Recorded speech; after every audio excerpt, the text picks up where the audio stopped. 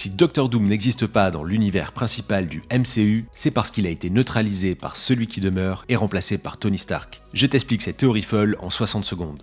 Imaginez, un enfant nommé Victor Von Doom né dans la ligne temporelle principale. Mais ce n'est pas du goût de celui qui demeure. Comme on l'a vu dans la série Loki, ce variant ultime de Kang a pris le contrôle du multivers et modifie l'éternel flux temporel comme il le souhaite pour conserver le pouvoir. Justement, celui qui demeure sait que Victor deviendra le Docteur Doom, une menace hors norme pour le multivers que l'on verra dans Avengers Doomsday. Pour l'empêcher de s'opposer à ses plans, celui qui demeure réécrit le destin de Victor Von Doom. Il fait en sorte que Victor quitte sa famille d'origine très jeune et soit adopté par de nouveaux parents. Et pas n'importe lesquels, la famille Stark qui renommera Victor en Tony. Résultat, le jeune Tony Stark devient Iron Man, sans jamais savoir qu'il aurait dû devenir Doctor Doom. Tony Stark et Iron Man seraient donc des versions contrôlées de Victor Von Doom et Doctor Doom, créées par celui qui demeure pour assurer sa domination sur le multivers. Mais maintenant que ce variant de Kang a été éliminé et que le multivers a été libéré par Loki, la vérité peut éclater. Et Victor peut devenir celui qu'il aurait toujours dû être à travers les univers, le Docteur Doom. Voilà comment Marvel pourrait justifier que Victor Von Doom est le visage de Tony Stark dans les prochains films Avengers. Si cette théorie t'a plu, n'hésite pas à faire un tour sur ma chaîne, je t'ai préparé une vidéo complète qui va encore plus loin.